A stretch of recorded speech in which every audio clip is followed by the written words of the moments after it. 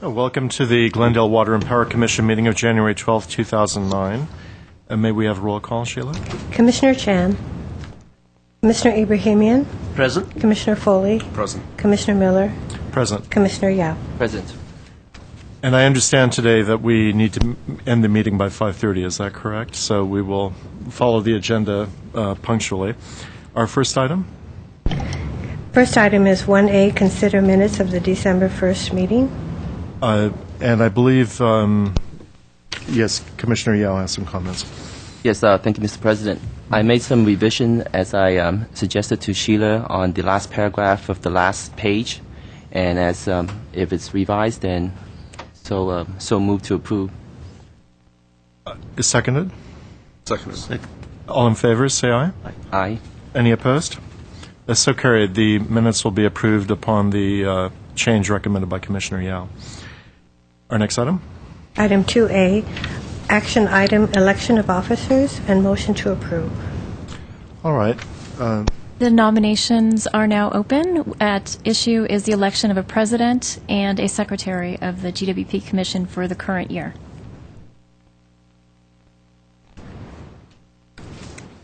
Commissioner Ibrahimian, go ahead. Oh, go ahead.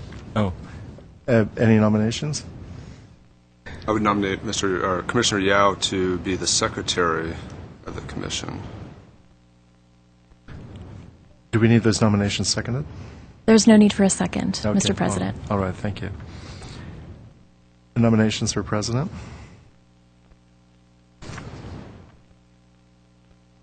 Well, ladies and gentlemen, I've had a very good time acting as president, but I think it would be prudent for me to step down and share those duties with some of my honorable colleagues here.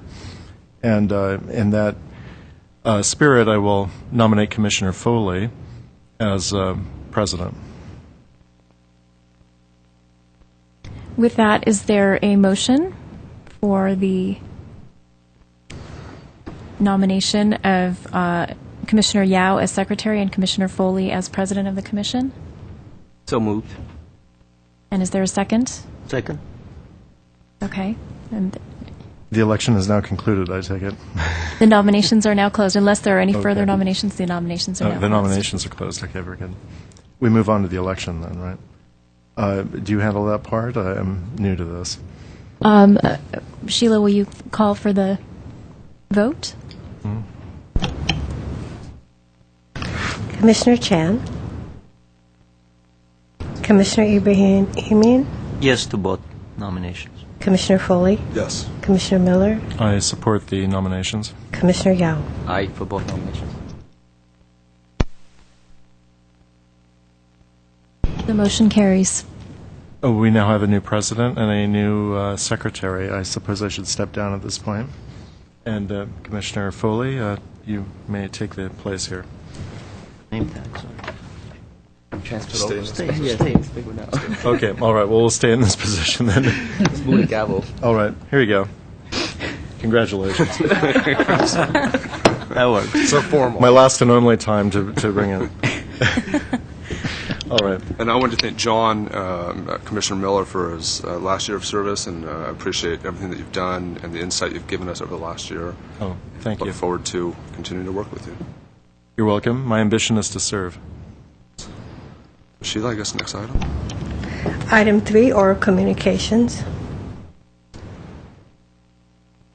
None, it appears. Item 4, reports. 4A, Glenn Steiger, General Manager. Item number 1, measures related to rate increases. Mr. Steiger. Thank you. What I'd like to do today is give you a brief update on where we are currently with electric and water rates and some of the adjustments that have just been made and what our forecast is for the next year. And if you can direct your attention to the screen, what we're showing here is a comparison between rates as they were prior to January 1st of this year, and that's in the blue, versus rates as they are now in place.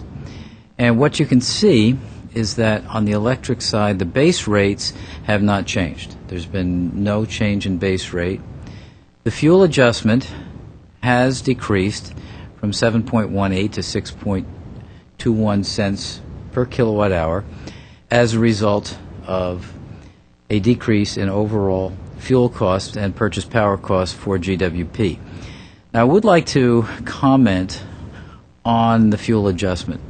Over the last 4 to 5 months, we've instituted some new and different types of purchasing and hedging procedures, which have allowed us to, as I like to say, soften the volatility of what we're actually paying and therefore what we are recovering through the fuel adjustment.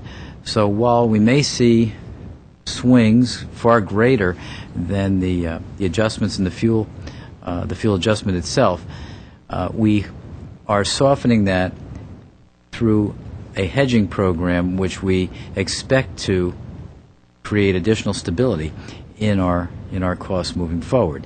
So the good news is, at this point, we have decreased rates overall by about 5.5%. That's good. And the final bar chart there shows the combination of base rate and fuel adjustment as it was pre-January of this year, a little over 17 cents per kilowatt hour, to what it is today. It's a little over 16 cents per kilowatt hour. As far as a forecast, what we are forecasting in base rates is no increase in the current year. So we are keeping rates flat from a base rate standpoint, at least for the next year. If you recall, we adjust the fuel adjustment charge every 6 months, or we have the ability to adjust it. We may not, but given the volatility that we've seen, there's been pretty typical 6-month adjustments in the past few years. We may or may not see an adjustment in July. Hard to say what it will be, whether it would be up or down at this point. But the good news is there is no increase in base rates. We are endeavoring to hold base rates flat for the next 2 years. That would be our goal at this point. In doing so, we are creating more stability in the rates. So that's on the electric side. Water is a little bit different.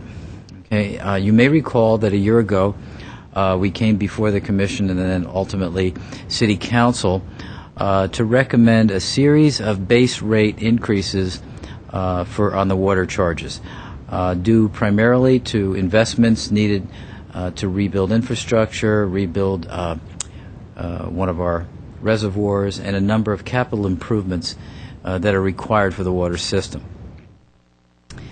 What this shows is that the base rate as of January 1st of this year did increase approximately 13.5%, just under 14%.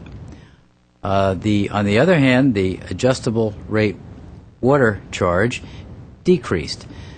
So we still have a composite increase in water rates. And looking forward, we again expect to see another base rate increase a year from now of about 12%. And again, that was put forth in front of the Commission approximately a year ago and was approved by City Council. So we do expect to see an increase this year. Well, we put the increase in for this year, and we expect to see an increase for next year in base rates. Even though the water adjustable rate has gone down, we expect it to increase over the course of the coming year. Exactly how much, we're not sure at this point. As we learn more from our water suppliers, primarily Metropolitan, we will inform the Commission as to what that looks like and what we expect to see. But generally, the trend for water pricing over the next year or two will be upward. So this, in terms of the actual numbers on the electric side, as I mentioned, the overall decrease in rates right now was 5.7%. On the water side, it was a composite increase of 4.8% between base rates and the adjustable. So that's where we are now, and as I mentioned, our future forecast, at least for the next year, shows base rates staying flat for electric and increasing for water. Question? Thank you. Commissioners, any questions, comments? Yes, I do have one question. On the fuel adjustment, is that entirely, does that entirely reflect market costs, or does some part of it possibly reflect a transition of a small part of our portfolio to green energy? It does reflect green energy. That is correct, yes. So as we continue to rise as the percentage of green energy continues to rise in the portfolio, we'll see some drop associated with that. Well, it depends. We could see an increase in that because right now natural gas is quite low. So, Yes. So natural gas is actually quite a bit lower than green energy today. Whether it stays that way or not, in fact, I saw a projection this morning that says over the next 2 years it's expected to stay relatively low. While the price of renewable energy has decreased over the last few years, it's still incrementally higher than natural gas. Would that affect the base rate more than the fuel adjustment rate, though? No. Oh, okay. No. All right. So we'd see that in the fuel adjustment Yes. rate. Okay, thank you. Do we know how other utilities are comparing in In total? Yes. Kind of a sudden question to ask. That's a fair question. Yeah. On the electric side, depending upon the rate structure that we compare, whether it's residential, small commercial, large commercial, and so on, Glendale is either first, second, or third highest in the Southern California municipals. So yes, we right now we are one of the higher priced electric utilities, which is one of the prime reasons that we are holding our base rates flat. Okay, we're doing everything we can to hedge the fuel adjustment, which will help keep some stability there. And by keeping base rates flat, hopefully we will create some downward pressure. I wasn't referring actually so much to the total cost as just to the increase, the change over the year, how other utilities are doing percentage-wise. We've seen a drop. Are other utilities seeing a drop? Or? In fuel, yes. Okay. Yes. Yeah, we're similar in that regard, yes. Okay. Thank you. Mr. Steiger, I just wanted to clarify, what we see here is projected for 0809 changes, which is for the next 6 months? For the next 6 months for fuel adjustment and water adjustment. That's Right. correct, yes. So this is not for 09010. We have no idea what will happen. Fiscal year 09010. As far as fuel adjustment, we don't, no. Okay. Okay. Although, as I said, as of today, the projections we see are on the low side, so if it were to continue in the same trend, we wouldn't see much of an adjustment, if at all, on the fuel adjustment, which would be good.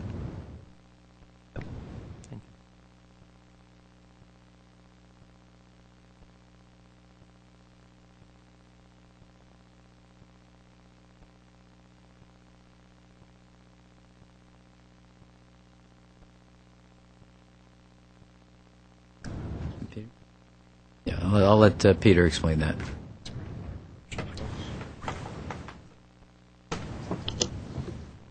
Good afternoon, Mr. Chairman, members of the Commission. Peter Kavunas, Water Services Administrator. The calculation of the adjustable is a recurring 6-month calculation, and it's meant to be that calculation that takes into consideration purchased water expenses along with purchased electricity, purchased power for pumping, along with other expenses for San Fernando Valley groundwater cleanup. Those expenses vary from time to time. We take a reasonable guess as to what the next 6 months will hold based on what the prior 6 months have given us, and take a look at the reserves that we have in place. We have a rate stabilization fund reserve, which is City Council policy, that we try to keep at $1 million. In this particular case, we had over-collected. We had gone over the $1 million. And so instead of continuing to over-collect, we decided to lower the rate and bring the balance down closer to $1 million. Okay. Thank you. Welcome. Any other comments? Sheila? Simon? Item 4A2, quarterly risk management update by Steve Lenz.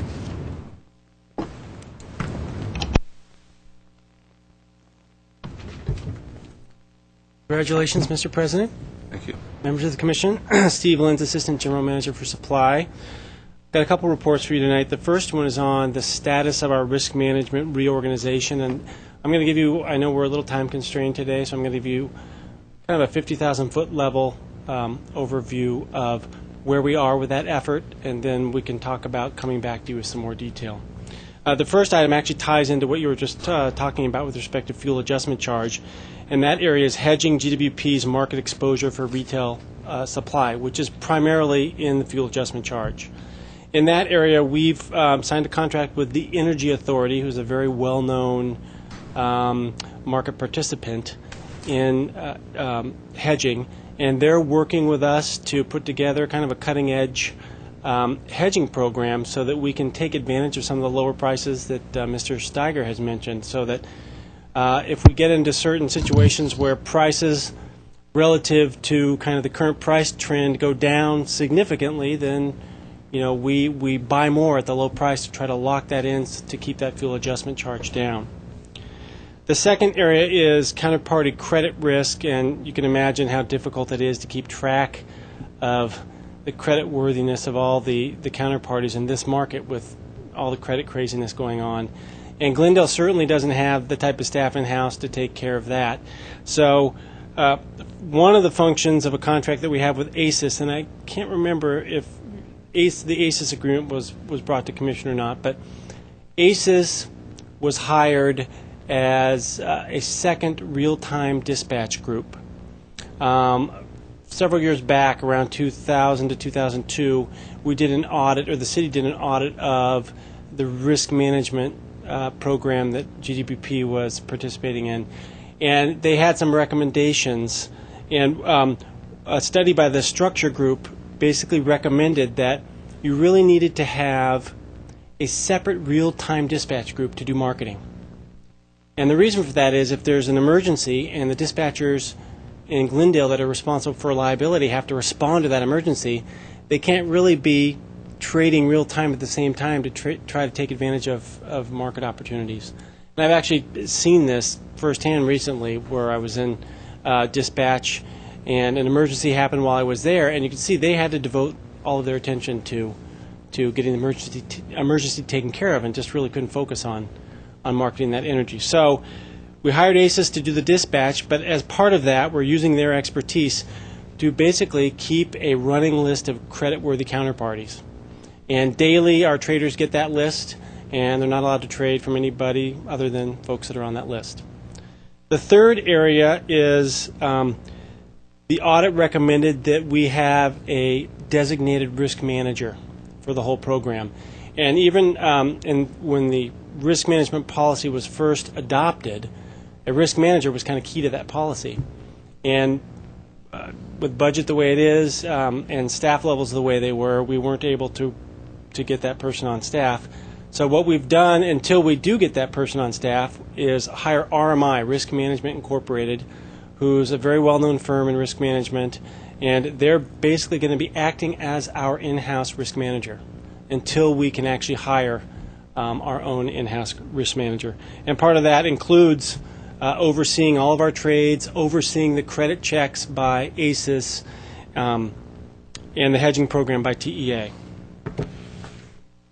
And then finally, to implement all of this, we're updating the GWP risk management policy. The risk management policy went to council back in, I believe it was 01. It may have been, the second round may have been 03.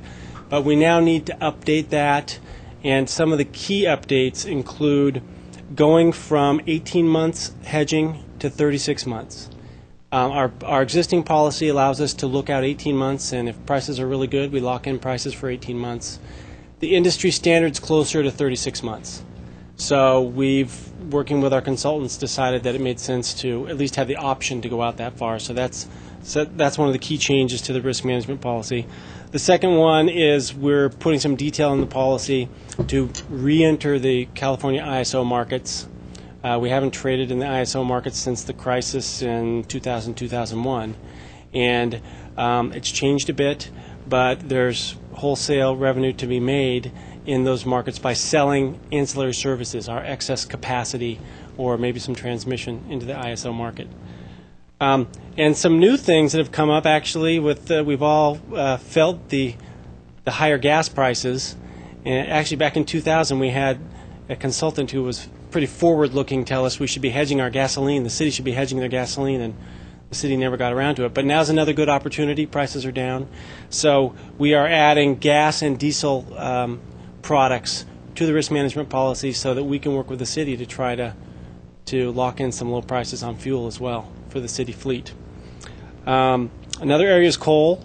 We've never hedged coal. We burn a lot of coal through the IPP plant, and they have their own operator who, buys gas for like 1 to 3 years out. But on top of that, if we see opportunities, we can hedge that financially, and additionally try to lock in some lower prices. And then two more areas, and this relates a little bit to the next item I'm going to talk to you about, but emission allowance credits and renewable energy credits, which once the CARB, or California Air Resources Board, program's in place and credits are allocated, if they go to a cap and trade type program, we may need to trade credits if we can't get our emissions down below the required level. So that's a very high-level overview of what we're doing with the risk management reorganization. We are just about done with updating the risk management policy. So if you're interested, we can come back at another meeting and go through that in more detail and walk through some of those processes with you before we get it approved at council. That's all I have, at least on this item, the risk management reorganization. Commissioner Yao? Yes, I have a comment, Mr. Lins. Great job, by the way, on these explanations. I'm looking forward to more details of all the issues that you brought up. But one of my concerns about this is the cost and the risk that we're accepting in terms of even adding gasoline and diesel and even coal and doing things, in my opinion, seem to be outside of the core competency of the GWP staff, even though we have a risk manager and a company who can hedge for us. But it sounds like if we're getting into gasoline and diesel hedging for citywide fleet services, it might take us out of our budget or even our performance metrics. How do we accommodate for that, doing something pretty much outside of water and electricity? Well, the policy itself is going to enable us to do that. We've always hedged fuels that we've burned in our plants. It just so happens that fuel was primarily gas. We will be working with all three of these consultants to assess the risk of trading in any one of those areas before we step into it, and we will try to come up with metrics to measure that risk before we do any trading. I mean, primarily what this hedging does is smooth out the price curve. As I don't know if you are or not aware, I mean, generally we're trying to smooth out, the price action of the fuels that go into our fuel adjustment charge. But to trade anything, you need a budget for it, and it sounds like if we're going to go into this, we need to have excess credit in place to trade or to smooth out the pricing. Do we take that from GWP's water and electric budget to do these type of things? Well, we would take it from our power supply budget, and we've got budget to trade in all those areas. I mean, most of these, when you're trading financially as well, you're buying options. You're not, buying commodity. So typically, it's much less than buying commodity, whatever the option is. But of course, we'll look at all that. We haven't said for sure that we're going to do it. We want the ability to do it, so that if we get done analyzing it with all of these consultants and it seems to make sense, and we've got the budget for it, we'll go ahead and do what we can do to try to bring down our rates. Great. I look forward to that then. Thank Okay. you.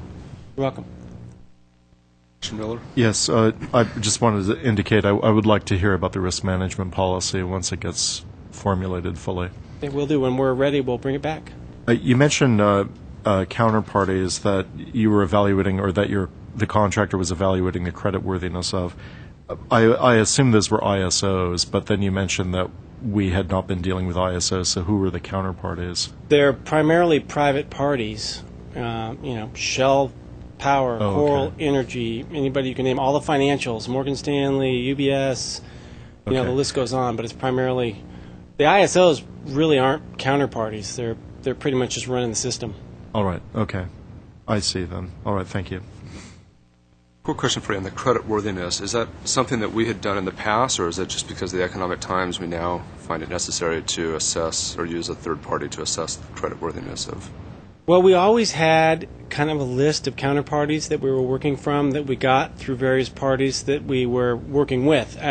From 2000 to 2005, we had a management services agreement with Coral Power, and throughout that entire period, they provided us with a list of counterparties that we used to guide us in determining who we would trade with.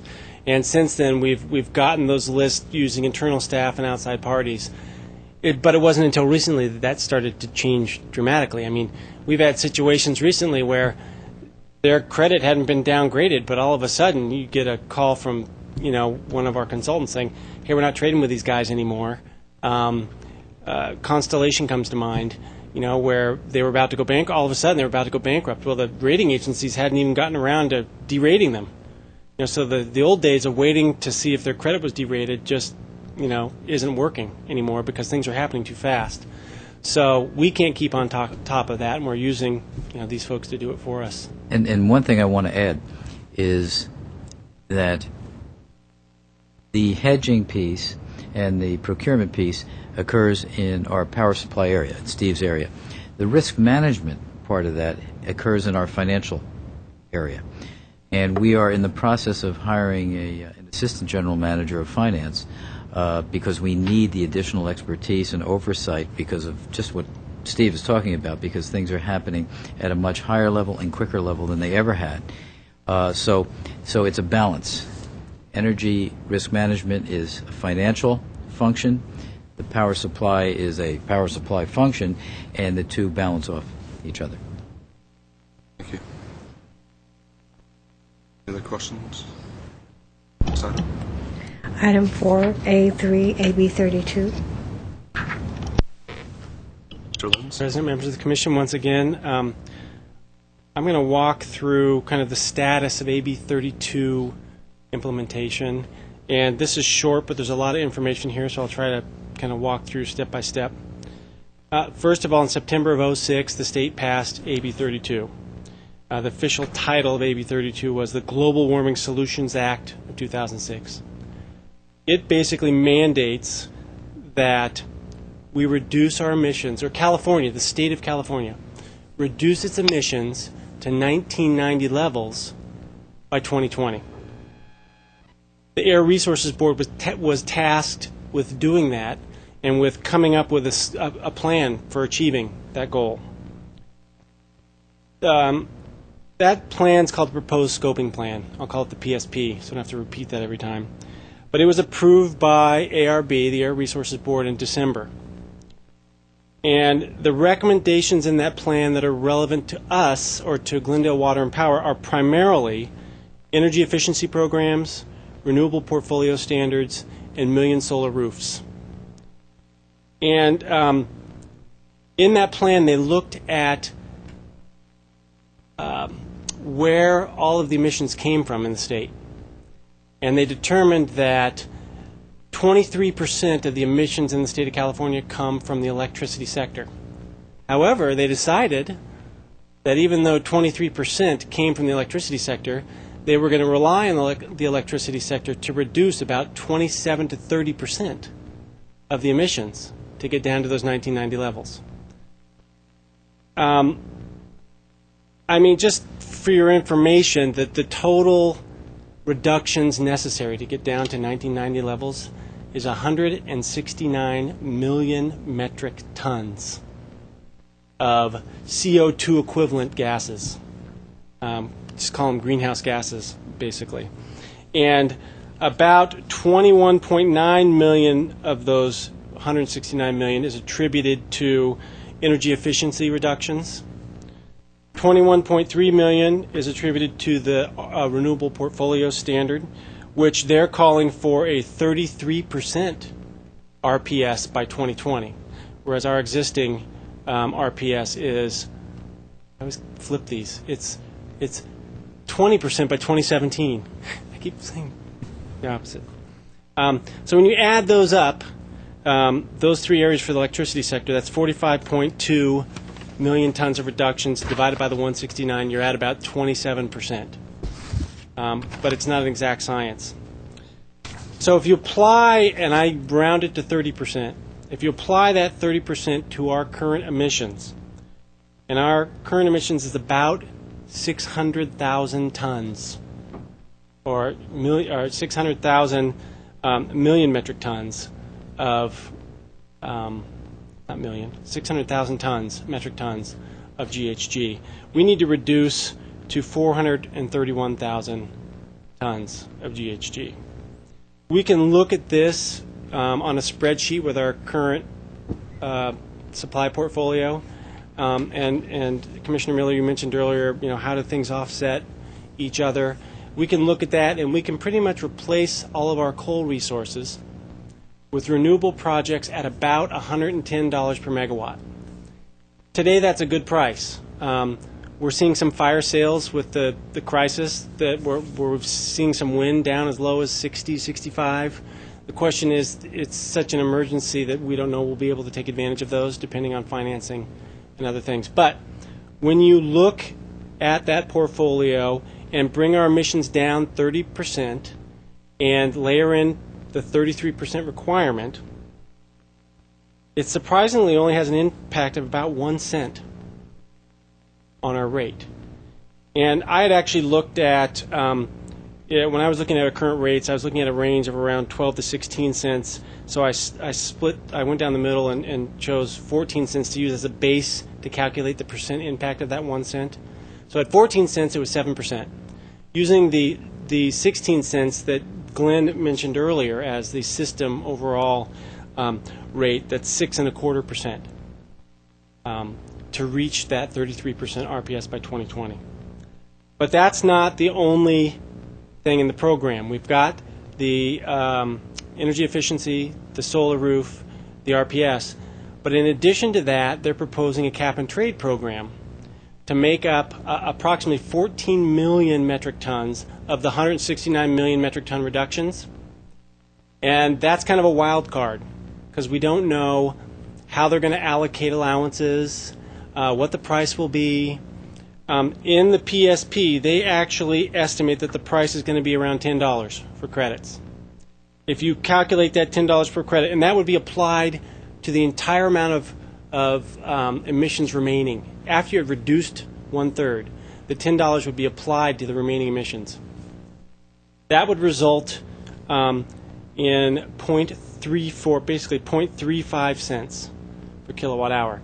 However, a lot of folks are saying that that $10 is unreasonable and that it's going to be more like 100 to 150 for those credits. Once again, these are all unknowns at this point. We'll know more when the regulations are in place in 2 and 3 years from now. But at the extreme of $150 per megawatt hour, you're looking at a total of 5.22 cents per kilowatt hour. So at the 14 cents, and I'm just trying to give you an order of magnitude on this, because at this time there's a lot of moving parts, we're looking at potential rate impacts of 7% to 43%, depending on how that cap and trade program works out. As I mentioned, a lot of this is moving parts, and a lot of it is trying to kind of extrapolate from the plan that's in place. The plan that was adopted is a scoping plan. They're going to take the next 2 years to actually implement the specific regulations to implement that plan, and then we'll have a better idea of how it applies to us. I mean, we took that 30% reduction that they're requiring of the entire industry and applying it to us on the same basis, 30%. But we don't know how that plan is going to translate into specific requirements for GWP at this point in time. So we're basically participating in this process through SCAPA and sharing outside counsel with most of the SCAPA utilities, and we're going to follow that process and try to make sure that as much of the emissions reductions as possible come from specific reduction measures, because the more that you do by direct specific reduction measures, the less you have to subject to cap and trade. And we've even argued in some of our filings that, in fact, if you do the math if you add up all of the recommended direct reduction measures, that it's up over 175 million metric tons when they only need 169 million. So, Glendale and SCAP are fully committed to reducing GHG and getting down to the levels that are mandated. However, we're not willing to pay twice. And there are allocations proposed that would not only have us pay for direct reductions, but have us pay for allowances that basically would transfer wealth to lower emitting utilities. And I don't want to get into the complexity of it, but the bottom line is when they do a cap and trade program and they allocate all of these allowances, there's several ways to allocate them. They can allocate them based on load, number of megawatts you have, or they can allocate them based on historical emissions. If they allocate them based on historical load, let's just say that's 100 megawatts for everybody in the state. But someone in the north has access to a lot of hydro, and their emissions are half what ours are, and they get the same number of credits given to them at the beginning of the process, then we're not given enough. And we have to go out and buy credits from the folks in the north or from the low emitters. So we've been arguing stringently at all of these proceedings that, look, we're willing to reduce our greenhouse gases, and we're willing to reach those goals, and we've been aggressive on our renewable portfolio standard, but it doesn't make sense for us to ship money out of Glendale to the north, because then we're not able to use that money to reduce emissions locally. And it looks like there's an acknowledgement of that in the current PSP. There's some language that kind of acknowledges that, we don't really support transfers of wealth. So, let's see here. We're going to just follow that process for the next 2 years and try to ensure that that transfer doesn't happen. As I mentioned earlier, our current RPS is 20% by 2017.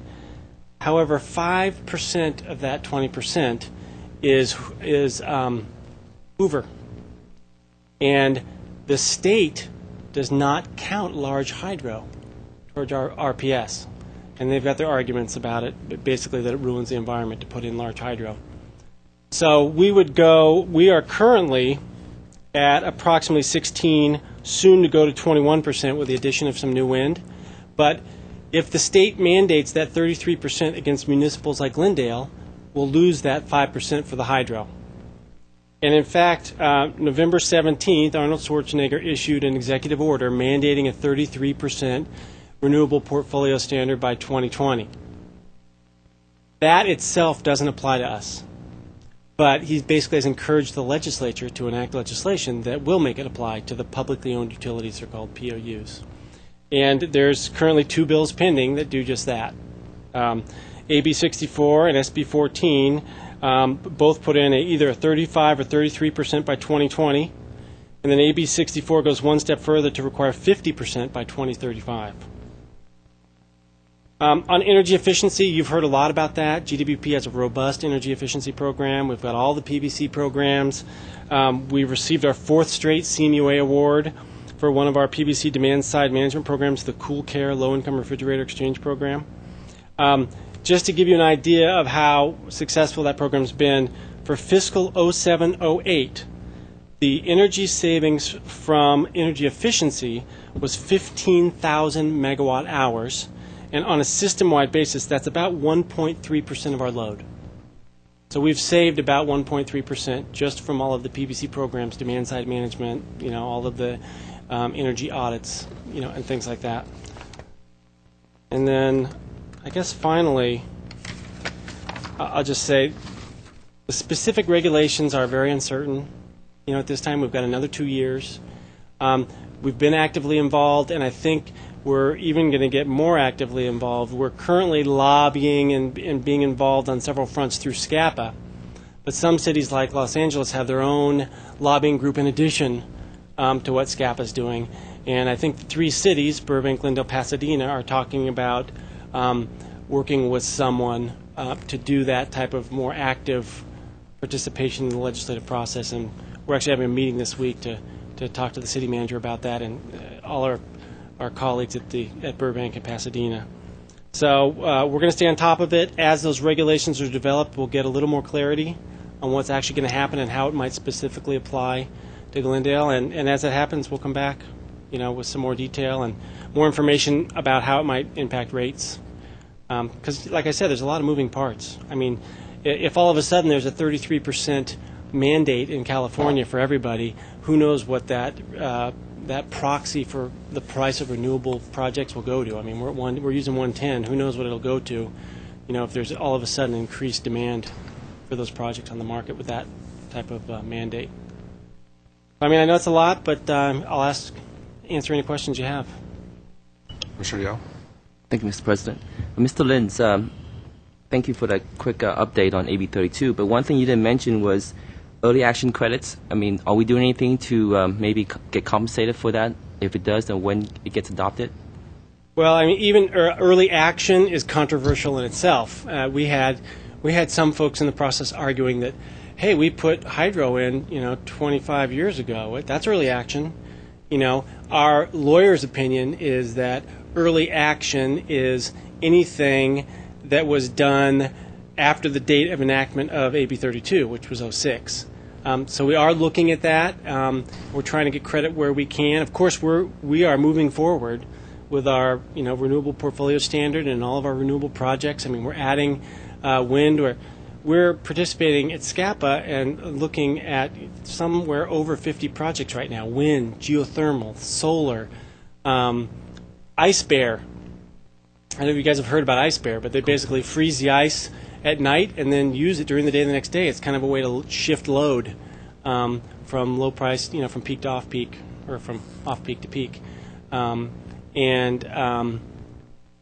So have I? I'm not sure if I've answered Well, it sounds your like question. you have considered that. So if it does come out that we get early action credits for it, we might want to apply for that so that we can meet AB 32 compliance.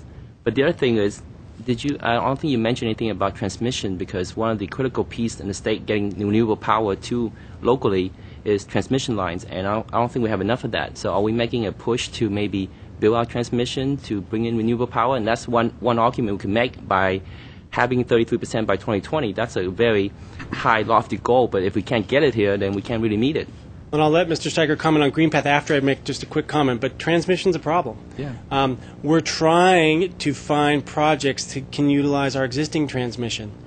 And there's issues, for example, with wind. If you buy 9 megawatts of wind, it's as the wind blows. So in reality, it's more like 3, and it's variable. So it'll be blowing 9, then it'll be blowing 0, and you're trying to fit that into your existing transmission. So we've had a lot of problems. And on a bigger scale, Mr. Steiger is involved with the GreenPath project, which is a big project to try to bring a lot of renewable capacity into the state, and I'll just let him comment on that. Yeah, the GreenPath project is a pretty significant transmission project that has the ability to collect geothermal and solar energy out of the Imperial Valley, and at that location there's about 3,000 to 4,000 megawatts of potential of those two sources. For the good news is there's already a transmission system in place as a collector within Imperial Irrigation District's territory to bring that out. The bad news, and the issue that we've been struggling with, is the linkage between the Imperial system and here. And essentially, LADWP has taken on the challenge of building that connector piece from the northern terminus in Imperial into LA. We are a part of that, and we are now a very, very active part of that, because a significant amount of the renewable energy that we feel is required to meet the requirements that Steve's talked about can come from that location, because much of it is base loaded as geothermal and in some cases solar. So we are actively involved with it. We understand the issue, and we are putting a lot of resource in making this become a reality. So we do agree. Transmission is the issue, okay, and especially in California, there is a substantial amount of potential renewable energy that can be built quickly. Transmission, however, needs to be built to get it here. And just to make sure you're crystal clear on the timeline, because I'm not sure how clear I was, but The regulations will be developed over the next 2 years, so they have to be in place 2011. By January 2012, they will then be effective. And so from January 2012 to 2020, they'll be implementing all of these programs to try to reach that emissions reduction goal. So we've got 3 years before it's actually implemented, 2 years worth of developing regulations. And like I said, we'll come back periodically with updates and let you know what's going on. So one last comment. Before it actually gets implemented and during the process, can you provide updates on how we're going to meet the stated criteria, even though we're going to implement it in 2 or 3 years from now? Can we meet that 30%, 33% by 2020 goal, and those type of issues that if you can provide the Commission with some updates on that, I would be appreciated. Sure, will do. And once again, there's a lot of moving parts. We don't know at what point in time over that 8-year period we'll have to be at what percent, but we will come back with more detail. A question for you. I'm sorry, go ahead. No, go ahead. You mentioned these various components for achieving the emission reduction. You had energy efficiency, renewable portfolio, cap and trade program, million solar roofs. Do you sense that that's going to be ultimately part of the regulations, or is that still under consideration that they would dictate to the power generating industry exactly how that emission reduction should be allocated? I think that will end up being the basic framework. Okay. But once again, I am just focusing on the electricity sector. Yeah. If you like, I can actually email a PDF of the scoping plan. And in the scoping plan on page 17, they lay out all of the recommended greenhouse gas reduction measures for the entire state, including low carbon fuel standards, vehicle efficiency measures, which is a big part of it, dealing with the cars, and they're still struggling with that. So if you're interested, I'll be glad to send that to you. And you can see every line item that they're adding up to 174 million metric tons of reductions. Yes, I would be interested. Thank you. Will do. I have a question.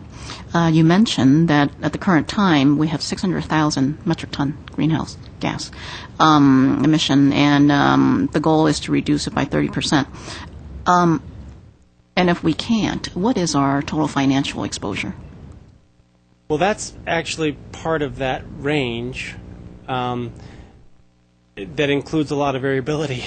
I mean, if you can't, then you buy credits. Right, and it's $10, and we're not sure if there's going to be per credit. You're going to pay credits, on. It'll be your total emissions, or it may not be. It's hard to say at this point what it'll be, but there's been arguments from economists that could range from $10 to $150.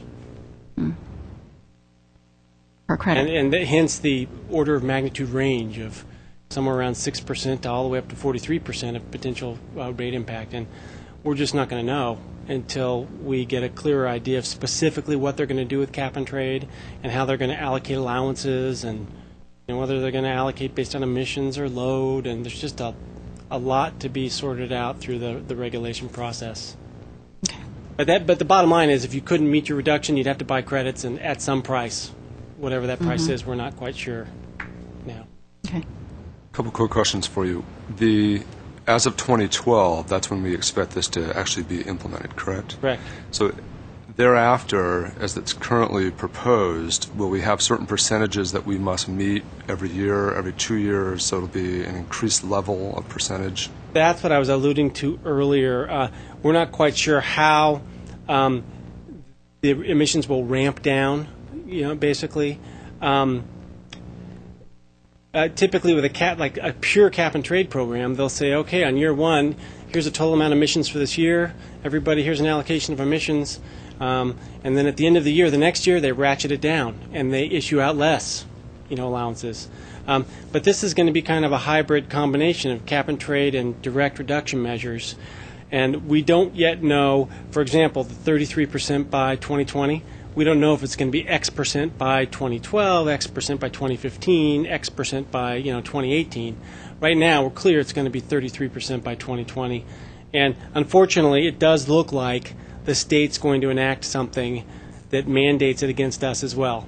Now, why did the executive order by the governor not apply to us?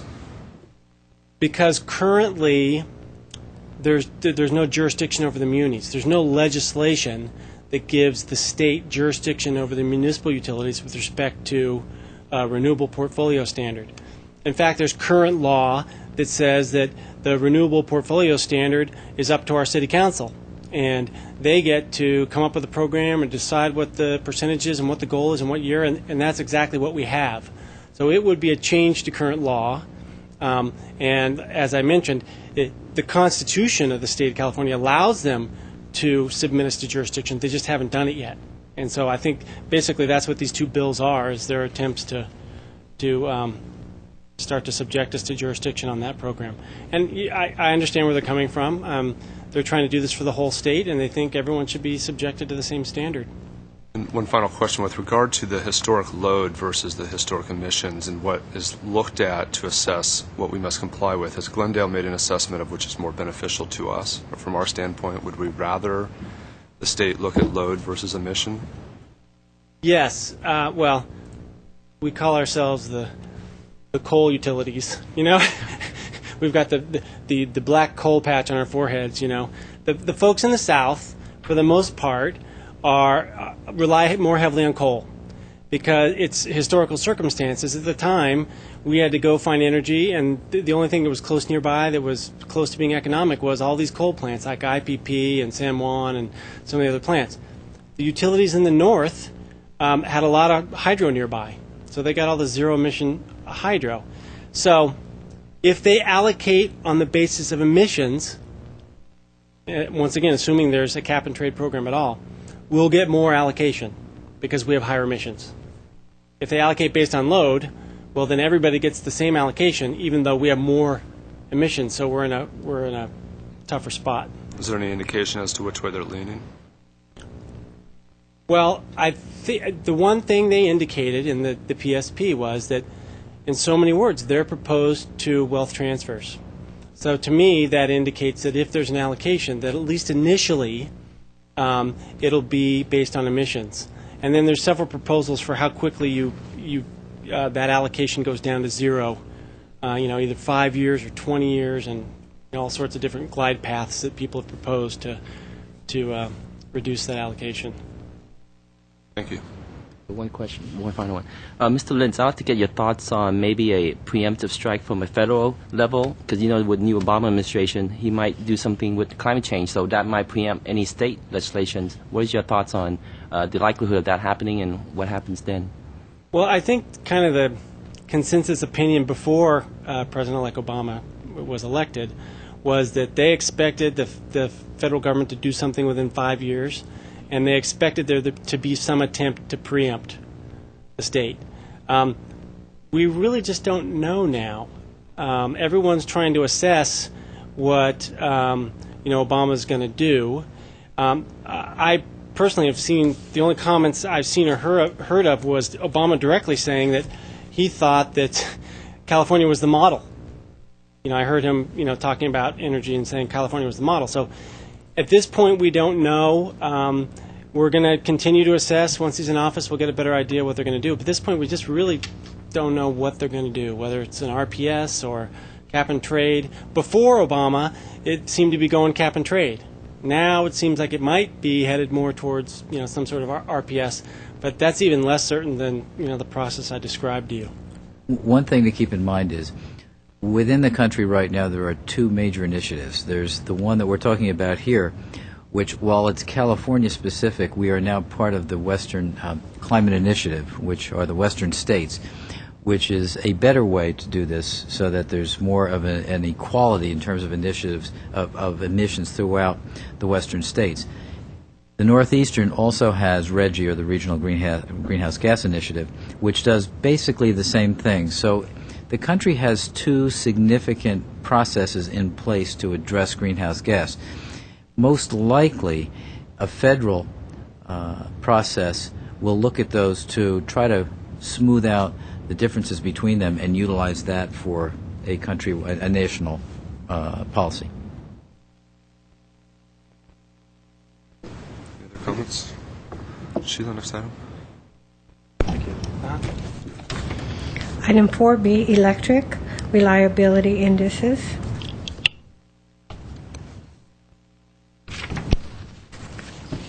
I have Good evening, President Foley, members of the Commission, and Happy New Year to all.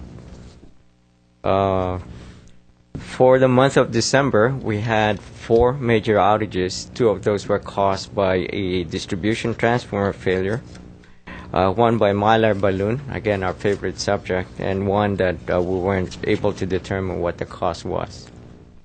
In terms of the outages, there were about 8,000 customers affected for the month of December due to this 4 outages at an average of about 36 minutes of interruption. What I did on this report, as you can see if you've had a chance to review it, I tried to identify at the end of each year how we're doing, how we're measuring, what kind of improvements we're making towards our outages or our reliability indices. And in this report, I included major projects we've completed on the very front page that has helped us reach some of these goals. To name a few, we completed the Montrose Bel Air project, or the repair and upgrade. That system, although it's still running at 34.5 kV voltage, we upgraded that so that it can operate at 69 kV, because ultimately our goal is to run the system at 69,000 volts. The significance of that is we're able to provide voltage support to North Glendale, which we didn't have before. We were always nervous that we're basically hanging by a single line in Northern Glendale. Now we have 2 lines supporting that area, so we feel more comfortable about it. Second project relating to transmission is we added that 3rd transmission line between our Kellogg and our Rosemoyne substation, Rosemoyne substation being another major hub. Again, this provides us a lot of comfort, especially during the summer months where this was a big contributor before in the number of outages that we experienced. Additionally, the reconstruction of 4 kV to 12 kV feeders, we completed 8. And I'm happy to report that we've had significant wind conditions that started last Friday, and it's still going on, and we haven't had a single problem due to the wind. And a lot of that is because of the reconstruction projects and the improvements we're making to the system. And the other one that's helping us quite a bit, and we're trying to get to it as soon as we can, is we are refusing our lines so that if we do have an outage in what we call a lateral, not on the main line, is that we focus on and isolate the problem on that area and not take the whole feeder out. All those efforts have contributed. And if you look at the second page, looking at our SAFE, or System Average Interruption Frequency Index, try to demonstrate how we've been doing in the last 4 years in terms of in the indices and showing the trend, that we're showing a continuous downward trend in the last 4 years. Currently, we're at about 0.91, which is below the 1, the index of 1, meaning 1 outage per customer per year. Next, on page 3, is our performance in the last 4 years on our System Average Interruption Index. Again, I'm happy to report we're meeting our goal in the last several months, meeting our goal of 40 minutes or less of outage per customer on an average. And CAIDI, which is the Customer Average Interruption Index, these are the customers that are actually affected by the outage, that we are also right on target and continuing to show improvement on our response. And by the way, Mr. Steiger's been talking about a strategic plan. We're looking at tightening these indices, having a better, not better, but a much lower target in the next 5 years. We're currently at 40 minutes. We're shooting in our strategic plan to be at a 20-minute average outage. And the AMI initiative, a lot of the improvements we're doing with the system plus the SCADA will help us get there. So with that, I'll entertain any questions. Questions? Thank you. Excellent presentation, and of course, as always, you're doing very well in getting these indices down. I noticed that, let's see, since the spring and summer of '06, we've been going down. There's that trend. But prior to that time, we were going up for some reason. Do you know why the indices were going up at that time? Yeah, the period of '05 is the most trying times that we had here. That's when, if you recall, we reported about 6 months ago that we had a 67% reduction in outages. Yes. In 2005, we had 176 or 172 outages compared to 58 outages last year. Yes. We had a lot of system breakdown. Plus, another contributing factor was we had that big storm that started the first part of '05. In fact, January 10th, my first day on the job was when we have half the city out. We'll never forget that day because of the storm. So, and we did have a lot of storm related for the first 3-4 months of that.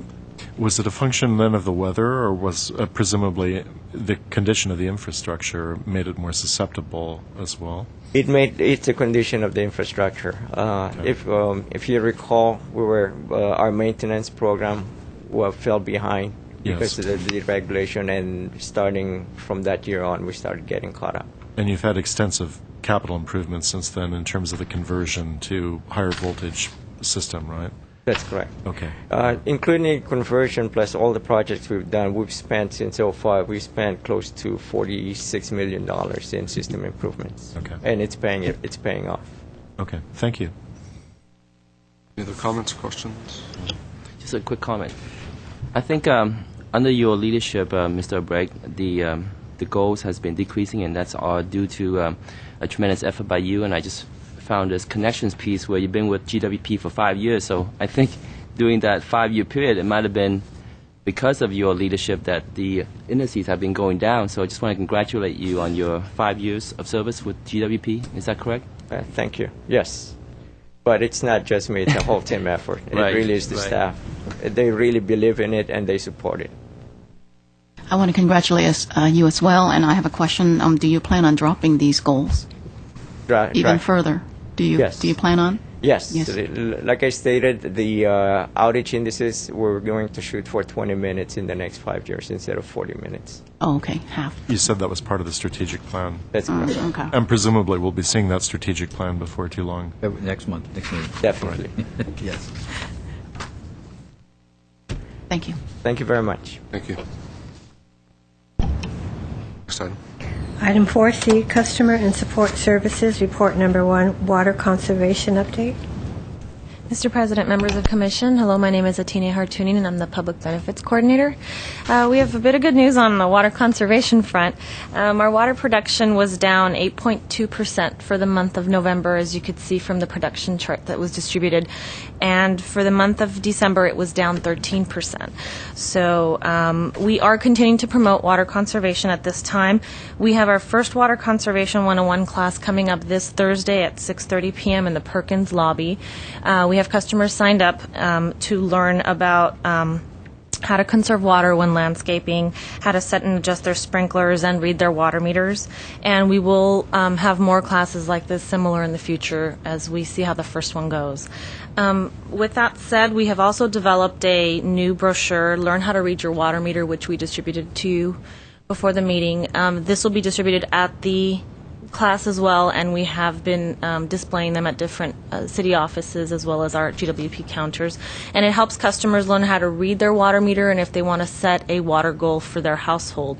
It's basically a really step-by-step way of reading your water meter, and there's a chart on the back of the brochure that customers can write in and log their water usage. Our next issue of The Source will be mailed out in early February, and we'll continue to have information on water conservation.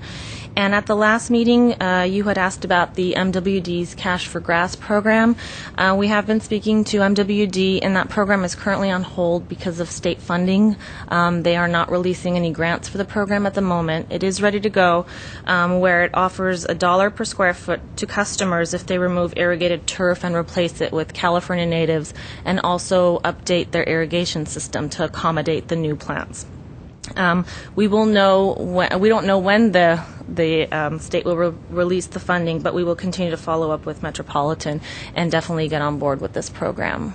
And that's about all I have. If you have any questions. On the Cash for Grass program, when do we expect we might hear something from the state on that? They are waiting. MWD is not sure. They have everything ready to go in place. All they need is that okay from the state. So we have asked them. They are not sure. We do keep tabs on them. So if it were to come forth, how soon would GWP become involved? Effective immediately? Effective immediately. All we have to do is sign an agreement like we have prior for their other programs. Okay, excellent. Thank you. Any other comments? I think we have a member of the public that wants to speak on item 4C1. Mr. Milano.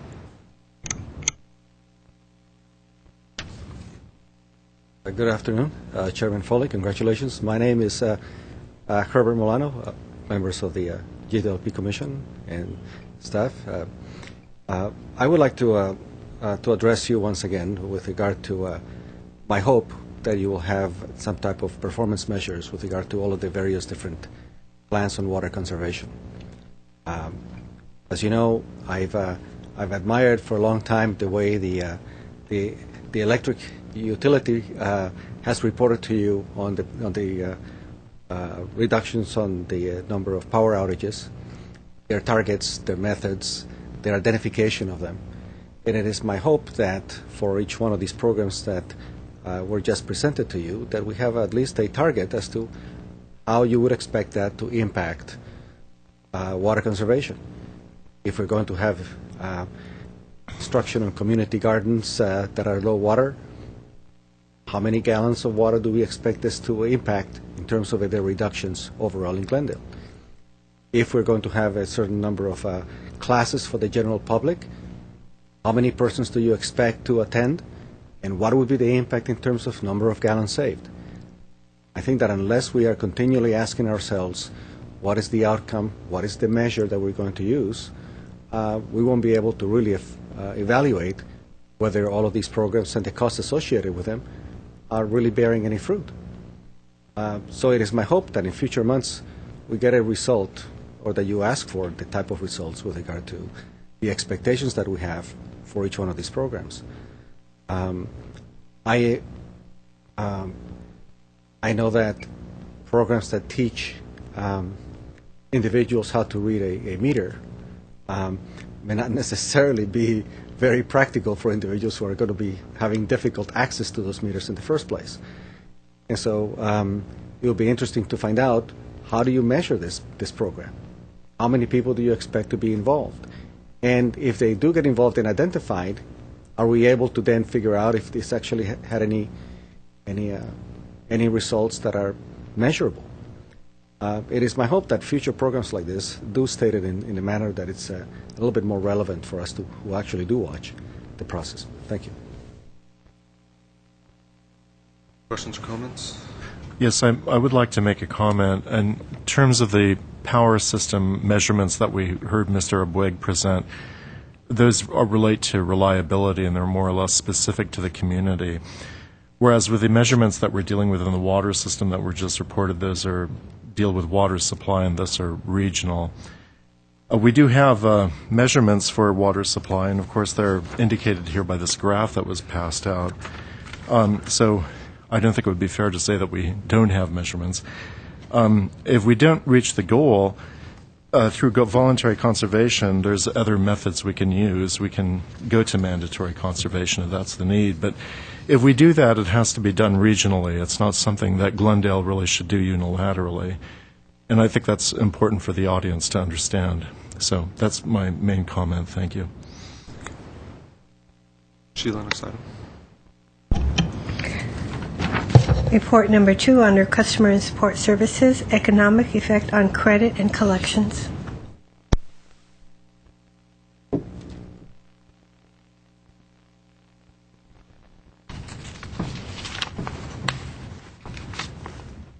President Foley, members of the Commission, Tammy Valier, Customer Services Administrator. At our last meeting, Ned Basson presented information to you regarding the economic situation, how that was impacting Glendale Water and Power's credit and collections. Today I wanted to give you some updated information so you know where we're at as we move into the second half of the fiscal year. As you can see from this first slide, our write-off to revenue has increased. Currently, write-offs are 60% higher than this time last year. while the increase seems to be significant, it is still at 0.13%, which is an extremely low write-off to revenue. We're seeing comparison utilities in the range of about 0.35%. So we are doing a good job. It is something that we do keep an eye on, and of course it looks like it's going to exceed double what it was last year. We've also received 3 additional bankruptcies in November and December, again from last year. This is substantial. However, at this point, it's a very low percent of revenue. It's about $70,000. This is another area we're really concerned about. We keep an eye out on it. However, in most cases, we have really limited ability to secure the accounts with the deposits. And looking at the bankruptcies that we've received this year, in almost all cases, the customers were long-standing good customers that only had a current bill out with us. So there would have been no reason to require a deposit on these accounts.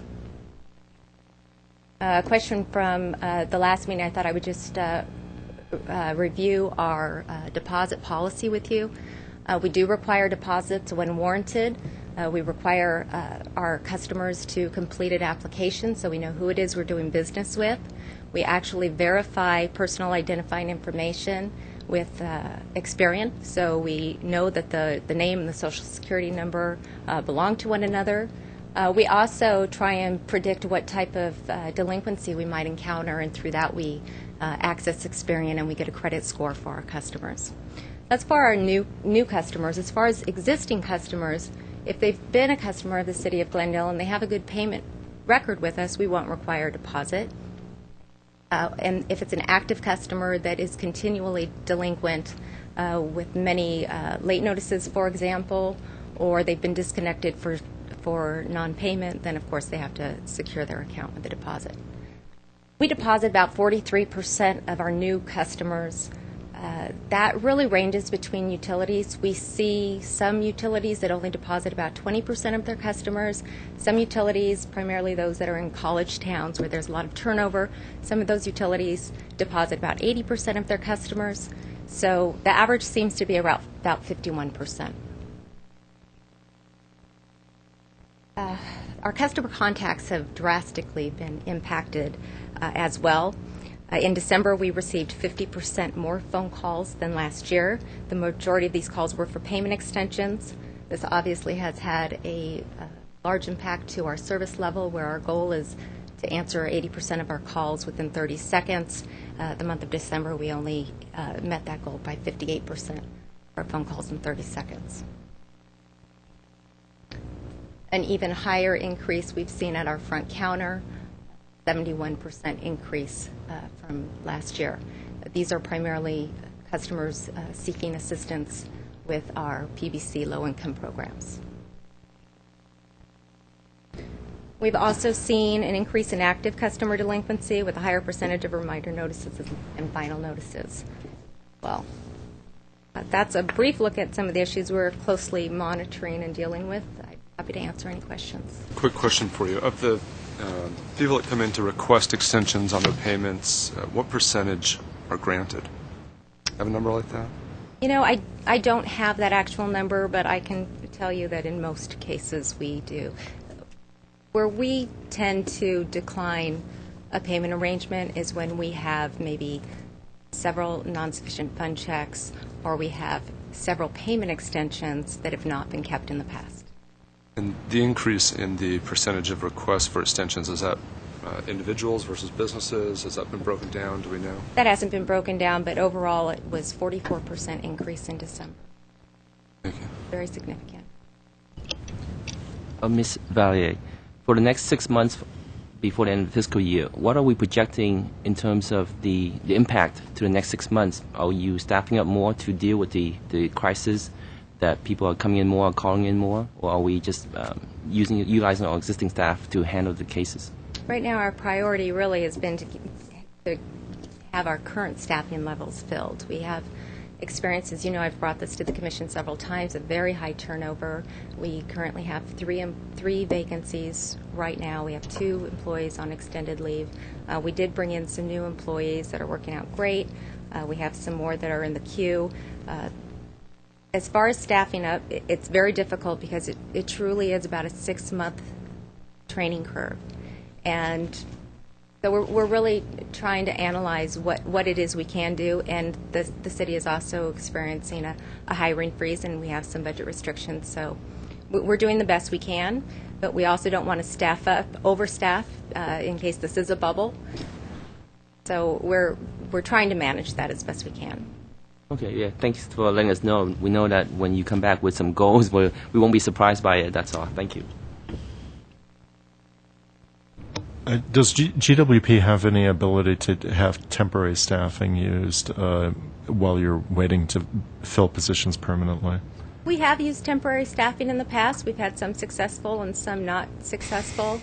You don't routinely rely on it, I take it? No, we do not. Okay, because of your experience has not been reliable. Right. The other question I had is, do we anticipate the impact this economic turbulence might have in terms of revenue and the effect that might have on operations? Well, again, if you look at the graphs, you can see that it is significantly higher percentage-wise, but the percent of revenue is very small. So, for example, the bankruptcies, which, by the way, have not hit write-off at this point. We write off 6 months after closing. So we already know that there's about $70,000 in the queue that will most likely go to write-off. Okay. But the bankruptcies themselves may be 0.04% of the revenue. And again, this is all services, not just electric or water, because we bill for several other items in the city, and that's taking the entire bill into account. Okay, thank you. That's all. So I have a request to speak from the public. Mr. Milano.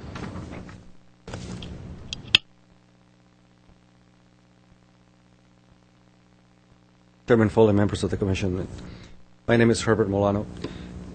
Recently, yesterday I left my papers. I was looking at the utility rates for electric rates throughout California. And it was a study done by several other cities. It shows Glendale has the second highest in California, next right below Lodi. I think that there is a relationship between the number of individuals who are being hit hard by this economy and the number of individuals who have had a disconnect due to non-payment. The chart went rather fast, and I wasn't able to really capture it. So I have the following question for you. I believe that the number I looked at last time for disconnects for the last fiscal year was some number between 4,000 and 5,000 disconnects. And I believe from the report from the first quarter of 2008-2009, we were on a significant increased trend of about 6,000 disconnects. I want to know if those trends are accurate, if we can get a report on that. Because I can see as you ask your questions with regard to are we going to have enough staffing to ask to handle the request for postponement or delays of the payment, or is our revenues going to be decreasing? You are representing the public and the public's interest. So where does the public come in here with regard to how heavily impacted already the public is? I'm more concerned with that. Whenever I take a look at those $24 million transfers that are coming from GWP to the general fund, and as I've studied the budget for many, many years, this is a tremendously big concern. So for all intents and purposes, we have the highest utility rates in Southern California. We have an increasing number of people who are unable to pay their rates, and I think that this calls for some type of policy and review, and a serious one at that. So that's my recommendation. Thank you. Sheila, next item. Item 4D, water. Report number 1, water supply report, and report number 2, Chevy Chase report update by Peter Kavunas. Good afternoon again, Mr. Chairman, members of the Commission. Very briefly, as we're running out of time this evening, at your place you have a report with the supplies that we produce from all sources. That was complete for the month of November. The item that's noteworthy is a decrease in production from our local wells in the Verdugo Basin that was temporary for the month as we were engaged in cleaning one of the reservoirs. That happens to be the reservoir that the wells feed into. That is shown by numbers if you go to Table 5 of the report, you will see that the production for the month of November from Glorieta wells 3 and 4 as well as 6 is considerably lower than we typically experience from those wells. Since the reservoir was being cleaned, the wells had nowhere to put the water into, and we couldn't put it directly into the system for operational reasons, so the wells were temporarily turned off. The reservoir cleaning went well. We had an opportunity actually to invite members of the community in the immediate vicinity to come inside the reservoir and see that with us, which is kind of unique, and so they seem to be enjoying that experience, as well as a few teachers from the area. We had a second group that went in that afternoon. Then we disinfected the reservoir, put it back in service, and now the wells are back up and producing again. So that's my report on water production for the month of November. Any questions on that I can answer? I did want to congratulate you on your water conservation over the past month. I have to say, of course, you understand the effort is from our staff is really made by Atine and Joy Gaines that works for Atine, and really credit for conservation goes to the residents of Glendale, because no matter what we do, it's they who have to show that responsible behavior. You're quite correct. Thank you. If there are no other questions on this report, the second report is a brief report on the progress of the Chevy Chase 968 reservoir and pump station construction. As of the end of December, we have completed 65% of the exterior walls of the reservoir. We have completed 65% of the floor of the reservoir and 40% of the columns. And by the end of January, we'll probably have a good portion of the roof of the northern cell of the two cells of the reservoir poured, and we're starting on installing plumbing on the northern cell of the reservoir. So we're making good progress. We still have two major change orders that are, one has been recommended to the city manager, and once that's approved, I will be more than happy to bring it back to the commission and discuss it. Until then, we treat it as an item that is confidential. Aside from that, the contractor is fully engaged and moving well and keeping to a schedule that will have substantial completion in about October of this year. Great. Questions? Thank you. Thank you. Item number 5, old business. Next item. Item number 6, new business. Just one item. I just wanted to say thank you, Mr. Miller, Commissioner Miller, for last year. Job well done. So really appreciate it. Thank you very much. Thank you, and thanks to everyone. Item number 7, agenda forecast. I think we're putting on for next week the strategic plan. Is that? Strategic plan is our primary presentation for February. You also have something on ethics, correct? We will have ethics as part of the agenda, correct? Okay, yes. thank you.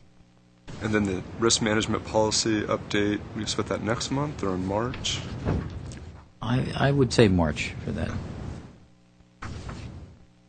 Other additions? We have capital improvement plans also coming up, right? Correct. For both water and power, or just power? No, both water Okay. and power. Item number 8, adjournment. Move to adjourn. I move that we adjourn. Second. All in favor? Aye.